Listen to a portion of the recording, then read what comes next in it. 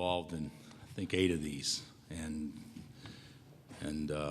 you know, we've only won 2 of them, and you know, it's without question the hardest game in the tournament to lose. Yeah, I probably wanted it as bad for this group as any group that I've ever coached. So close, yet so far. The best team in the NCAA tournament is out. Hello, everybody. Welcome to Fox 4 Sports Sunday. I'm Jason Lamb. The Elite Eight continues to be Bill Self's stumbling block. Before Donald Trump brings that political circus to town tomorrow, we have Big 12 basketball fans fueling up before heading across the street to Sprint Center. All right, Perry Ellis has been at Kansas for 4 years, but it sure seems like it's been a lot longer than that. And you can expect more old man jokes on the social media tonight. Old man, look at my Here's a few examples of what people were tweeting during the KU Maryland game the other night from Rye Guy Blake. Pretty sure I saw Perry Ellis on a Life Alert commercial a couple of years ago. Tomorrow we'll be filling out our brackets, Mr. Lamb. Yes, we will. Hello, everybody. The Jayhawks really didn't need to validate their regular season title, but they did so anyway. Number 1 Kansas captured its 10th Big 12 postseason championship in 20 years. Wayne Selden's uncle, there's Anthony, back at Sprint Center with a supersized Flavor Flav clock. That way his nephew would know the time.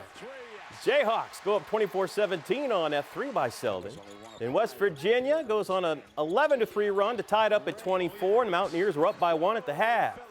Well, these KU guards are raising their game at just the right time. Little 3-on-1. Selden, Perry Ellis, 17 points for PE. Jayhawks pulling away. Devontae Graham firing away from 3. He made 5 out of 6 from beyond the arc. Tied a career high with 27 points. The Jayhawks win the Big 12 championship for the first time since 2013, 81-71. To get the business. That's right. So the Big 12 championship is over. Now the Sporting Kansas City season is just beginning.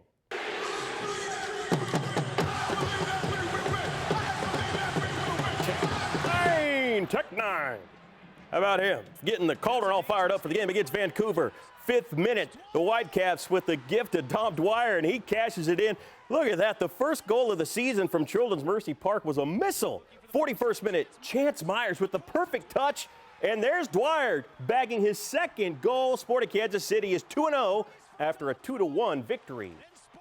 It was a very good result. All right, let's get back to hoops and high school state championship Saturday. Bishop Miege didn't win just 1, but 2 state titles today. The Miege boys facing perennial power McPherson in the Class 4A final. The Bullpups, well, they struggled against the Stags' size, specifically 6'11 sophomore Bull. 14 points, 4 block shots. The Stags beat the Bullpups 69-59, their first state title since 2010. The Miege girls completed another perfect 25-0 season. They polished off Paola 67-56 for their 60th straight win, their 3rd straight state championship. Miege has now won 19 state titles. Paola finished 22-3. Back to the boys, Shawnee Mission North and Wichita Southeast for the 6A crown. The twins, Marcus and Michael Weathers, combined to score 46 points for the Indians, 26 for Michael. Shawnee Mission North wins big, 80-46. It's the Indians' first basketball state title in 63 years. 6A girls, Shawnee Mission Northwest couldn't catch up with Wichita South. The Cougars go down 36-30, but they had a great season. They were 22-3.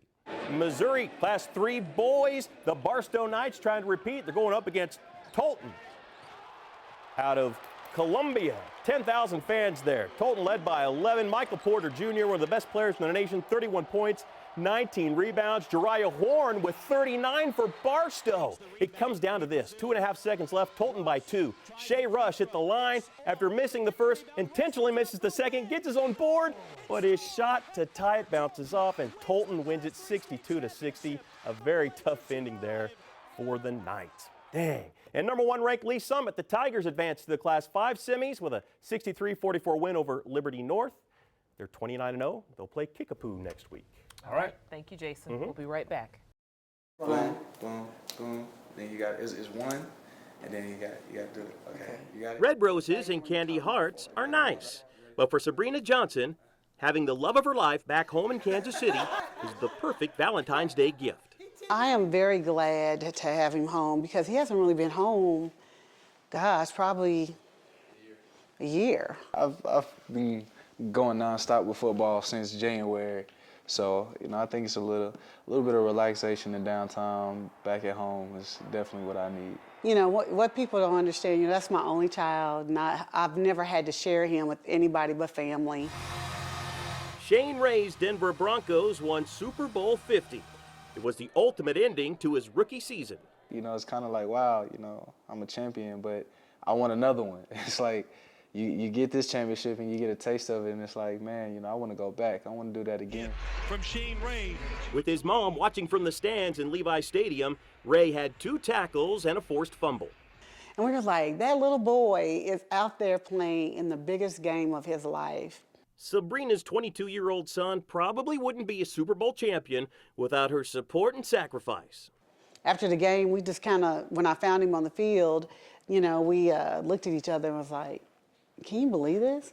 Having my mom there, my mom's been at every, big stage in my career, from, winning a state championship to, the SEC East championships to when I broke the sack record to being an All-American.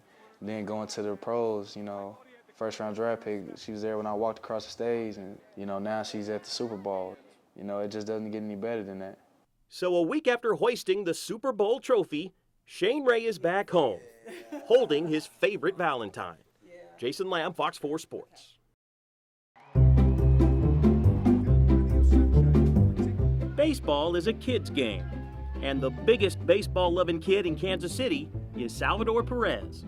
You won't find many more people, or if any people, having more fun than him on a baseball field. On the field, in the dugout, on the dugout, or on the town, Perez is always engaging, always playing hard, with a great big smile on his face. Yeah, I just want to make everybody, happy. He's never changed. I think that's one reason why everybody loves him. He's authentic. His happiness and his love, passion for the game is authentic. He's fun to watch. People want to see him play. He's fun to be around. He has unbelievable talent, of course, but he has great charisma. Perez really was just a kid when the Royals signed him out of Venezuela at the age of 16. Now here we are 9 years later. He's the ornery, joyful face of a rejuvenated franchise. So he's a big kid, and like you say, people just gravitate towards him, and just love being around him. Everyone who played baseball growing up remembers how much fun it was out there as a kid, and he still goes out there and has fun with it every day. It's a guy that's made himself into a person who I think is the best catcher in baseball. That's the #1 reason why Perez is so popular. The 3-time All-Star is regarded as the best young catcher in the game. His play on the field and his personality explain why he was the leading vote-getter for much of the fan All-Star voting. They're looking for guys that they can root for, guys that are fun to root for. He's as popular around baseball, he's as popular around his teammates, as popular around the opposition. Fox Sports Kansas City's Joel Goldberg knows this better than anyone. I'll see him in the dugout. People don't see this, and he used to do this. Shh. Like, what am I going to do? Am I going to say, hey, he's coming? I'm ready to go. I'm excited.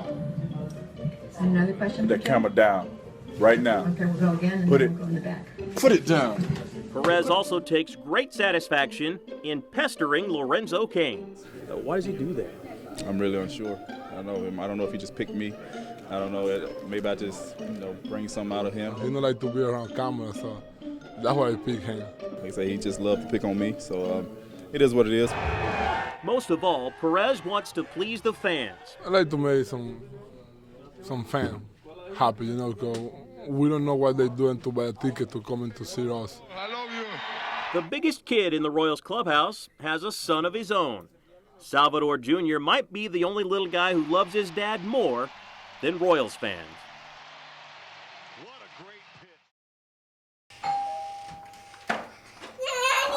It's the last day of preschool, and Kurt Soper's home early to greet his daughter Ava. Kurt has always embraced life, even more so in the past year. I ran my first ever 5K. A couple months after that, I actually hiked my very first 14er. I grew up in Colorado my entire life, but I never hiked a 14er before. So rowing, yoga, rock climbing. I tried rock climbing for the first time. Soper did all of these things on one leg. He's truly an inspiration. He's heroic. Kurt was diagnosed with a rare form of bone cancer back in 2011. Of all the places to move, we have KU Med, Dr. Templeton, and Dr. Rosenthal. They are two of the top orthopedic oncologists in the country. He's had 6 extremely invasive surgeries. Each time, those are 6 times where we have been truly afraid for his life. Ultimately, Kurt's left leg and half of his pelvis were amputated. For me, I never wanted anyone to tell me, you know, because you have one leg, well, you can't do X, Y, and Z anymore. So I really wanted to do more with one leg than I ever did before with 2 legs. As you can see here, through it all, Kurt has managed to be positive. You know, my socks last twice as long. I get a great discount on shoes. His next challenge, competing in the biking stage of the Kansas City Triathlon. To try to do the whole thing on a hand cycle with your arms, you can imagine just how grueling it is. The Soapers believe everything happens for a reason. Life does not go as planned. It does not. Don't lean into the negativity of it and start living. We're living now. Kurt Soper lost his leg, but he found his purpose. What I want to do, truly what my hope is, my intention is to be able to turn such a negative experience like I've been through and use that as a positive experience and hopefully be able to help other people out by, you know, providing support and encouragement and inspiration and motivation to other people that are facing those, you know, similar challenges in their lives as well.